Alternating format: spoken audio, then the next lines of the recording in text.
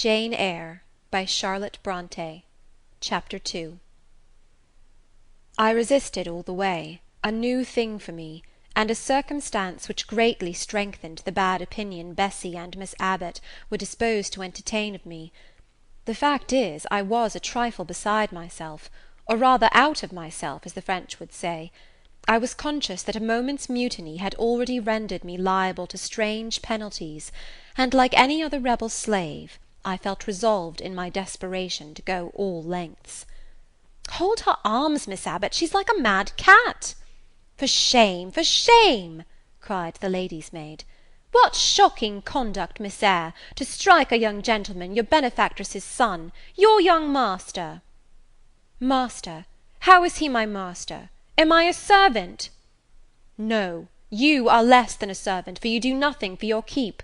There, sit down, and think over your wickedness." They had got me by this time into the apartment indicated by Mrs. Reed, and had thrust me upon a stool. My impulse was to rise from it like a spring. Their two pair of hands arrested me instantly. "If you don't sit still, you must be tied down," said Bessy. "Miss Abbot, lend me your garters, she would break mine directly."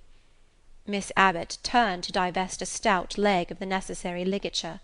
This preparation for bonds, and the additional ignominy it inferred, took a little of the excitement out of me. "Don't take them off," I cried. "I will not stir." In guarantee whereof I attached myself to my seat by my hands. "Mind you don't," said Bessy; and when she had ascertained that I was really subsiding, she loosened her hold of me. Then she and Miss Abbot stood with folded arms, looking darkly and doubtfully on my face, as incredulous of my sanity. "She never did so before," at last said Bessy, turning to Abigail. "But it was always in her," was the reply. "I've told Missis often my opinion about the child, and Missis agreed with me. She's an underhand little thing. I never saw a girl of her age with so much cover." Bessy answered not, but ere long addressing me, she said, "You ought to be aware, miss, that you are under obligations to Mrs. Reed. She keeps you. If she were to turn you off, you would have to go to the poor-house." I had nothing to say to these words. They were not new to me. My very first recollections of existence included hints of the same kind. This reproach of my dependence had become a vague sing-song in my ear, very painful and crushing, but only half intelligible. Miss Abbot joined in. "And you ought not to think yourself on an equality with the Mrs. Reed and Master Reed, because Missis kindly allows you to be brought up with them. They will have a great deal of money, and you will have none. It is your place to be humble, and to try to make yourself agreeable to them." "What we tell you is for your good," added Bessy, in no harsh voice. "You should try to be useful and pleasant, then perhaps you would have a home here. But if you become passionate and rude, Missis will send you away, I am sure." "Besides," said Miss Abbot, "God will punish her. He might strike her dead in the midst of her tantrums, and then where would she go? Come, Bessy, we will leave her. I wouldn't have her heart for anything. Say your prayers, Miss Eyre, when you are by yourself, for if you don't repent, something bad might be permitted to come down the chimney and fetch you away." They went, shutting the door, and locking it behind them.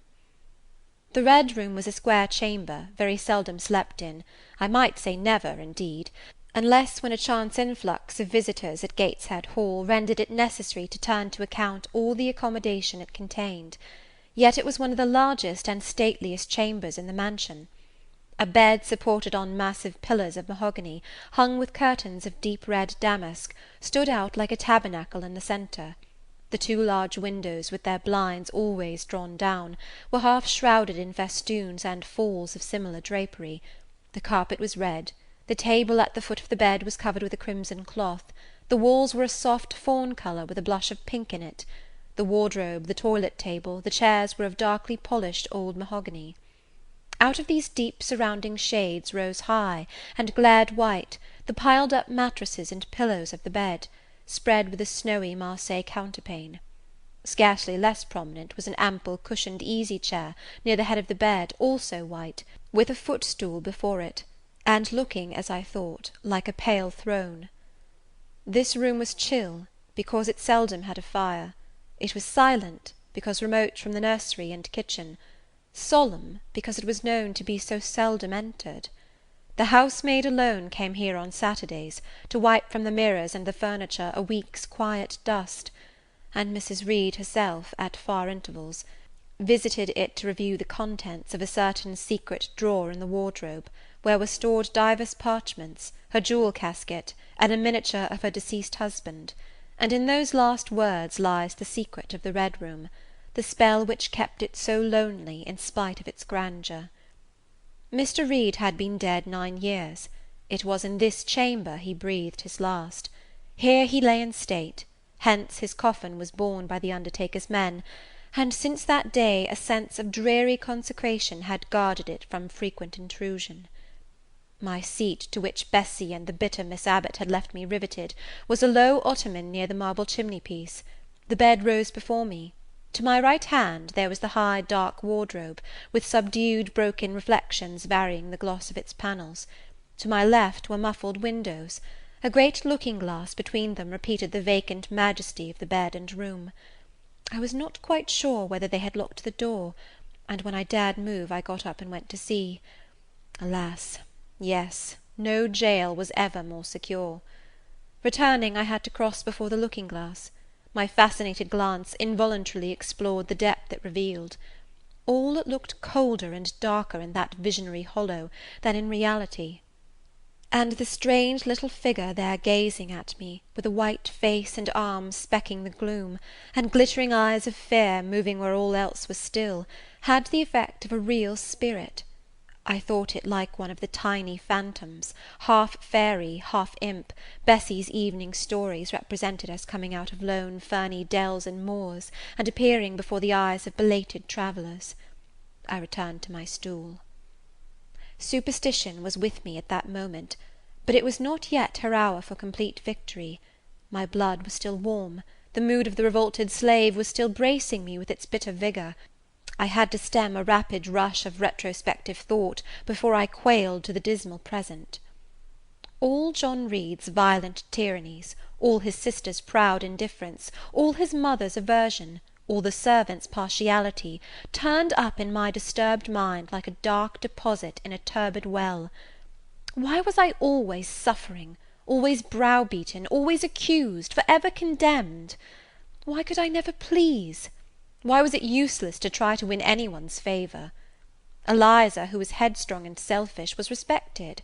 Georgiana, who had a spoiled temper, a very acrid spite, a captious and insolent carriage, was universally indulged.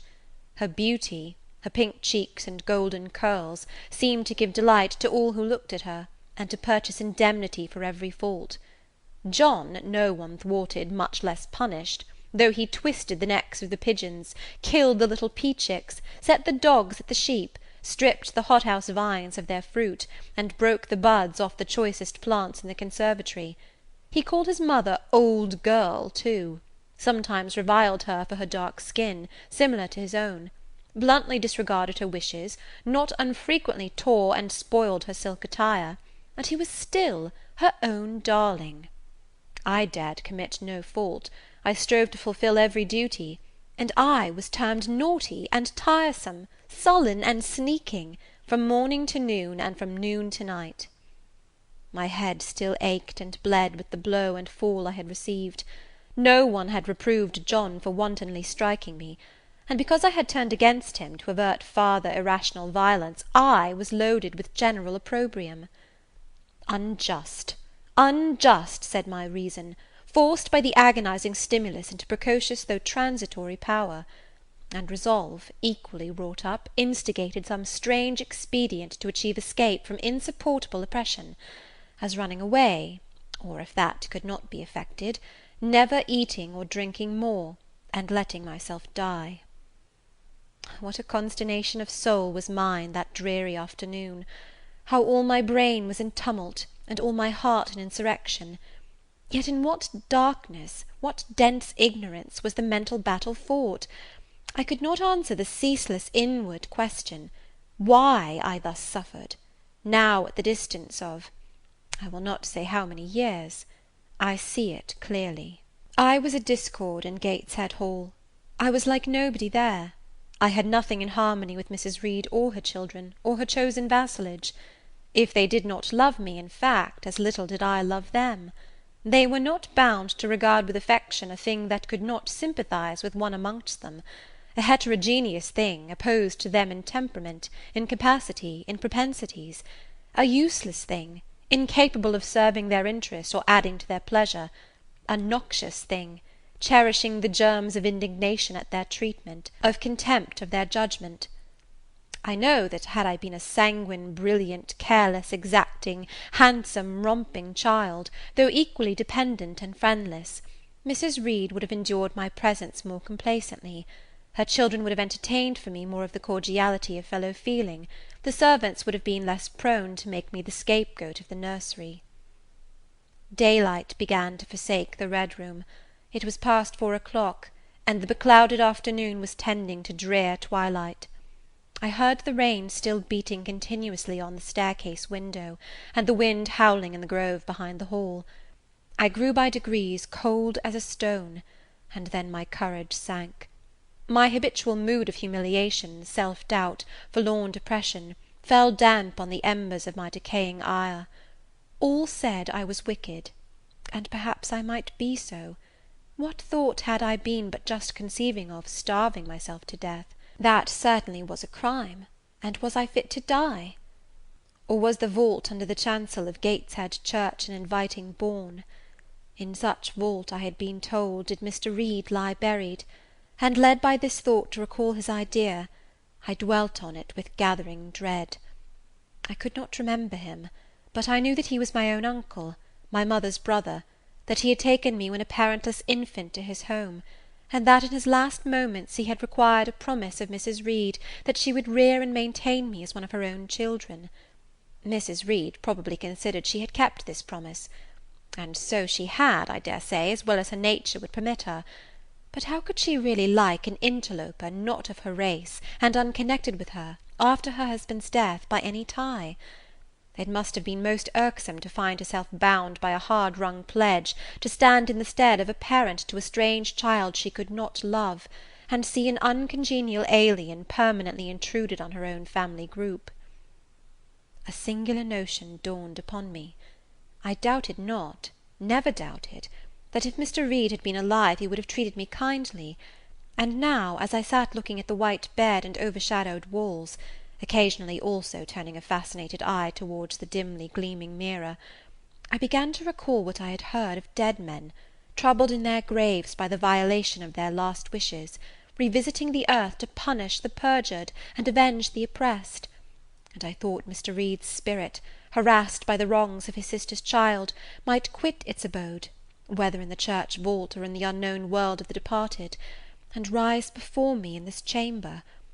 I wiped my tears and hushed my sobs, fearful lest any sign of violent grief might waken a preternatural voice to comfort me, or elicit from the gloom some haloed face, bending over me with strange pity. This idea, consolatory in theory, I felt would be terrible if realized. With all my might I endeavoured to stifle it, I endeavoured to be firm. Shaking my hair from my eyes, I lifted my head and tried to look boldly round the dark room. At this moment a light gleamed on the wall. Was it, I asked myself, a ray from the moon penetrating some aperture in the blind? No, moonlight was still, and this stirred. While I gazed, it glided up to the ceiling and quivered over my head. I can now conjecture readily that this streak of light was, in all likelihood, a gleam from a lantern carried by some one across the lawn. But then, prepared as my mind was for horror, shaken as my nerves were by agitation, I thought the swift darting beam was a herald of some coming vision from another world. My heart beat thick, my head grew hot, a sound filled my ears which I deemed the rushing of wings, something seemed near me, I was oppressed, suffocated, endurance broke down. I rushed to the door and shook the lock in desperate effort. Steps came running along the outer passage. The key turned. Bessie and Abbot entered. "Miss Eyre, are you ill?" said Bessie. "What a dreadful noise! It went quite through me," exclaimed Abbot. "Take me out! Let me go into the nursery!" was my cry. "What for? Are you hurt? Have you seen something?" again demanded Bessie. "Oh, I saw a light, and I thought a ghost would come." I had now got hold of Bessie's hand, and she did not snatch it from me. "She has screamed out on purpose," declared Abbot in some disgust. "And what a scream! If she had been in great pain, one would have excused it, but she only wanted to bring us all here. I know her naughty tricks." "What is all this?" demanded another voice peremptorily, and Mrs. Reed came along the corridor, her cap flying wide, her gown rustling stormily. "Abbot and Bessie, I believe I gave orders that Jane Eyre should be left in the Red Room till I came to her myself." "Miss Jane screamed so loud, mum," pleaded Bessie. "Let her go," was the only answer. "Loose Bessie's hand, child. You cannot succeed in getting out by these means, be assured. I abhor artifice, particularly in children. It is my duty to show you that tricks will not answer. You will now stay here an hour longer, and it is only on condition of perfect submission and stillness that I shall liberate you then." "Oh, aunt, have pity! Forgive me! I cannot endure it! Let me be punished some other way! I shall be killed if—" "Silence! This violence is all most repulsive." And so, no doubt, she felt it. I was a precocious actress in her eyes. She sincerely looked on me as a compound of virulent passions, mean spirit, and dangerous duplicity. Bessie and Abbot having retreated, Mrs. Reed, impatient of my now frantic anguish and wild sobs, abruptly thrust me back and locked me in without further parley. I heard her sweeping away, and soon after she was gone, I suppose I had a species of fit. Unconsciousness closed the scene.